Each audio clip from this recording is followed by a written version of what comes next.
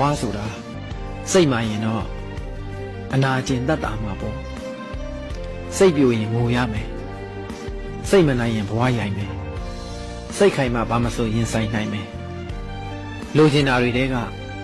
လိုအပ်တဲ့လောက်ပဲရွေးယူပါအကောင်းတွေကိုမျှော်တွေးပြီးအဆိုးတွေကိုကြော်လွှားပါစိတ်တကားကိုဖွင့်ထားပါ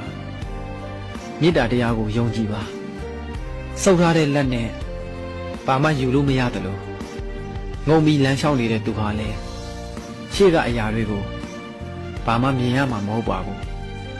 နာကျင်မှုတွေကိုမွေးမထားပါနဲ့တယောက်ယောက်ကကိုယ့်ကိုမရှစ်လဲ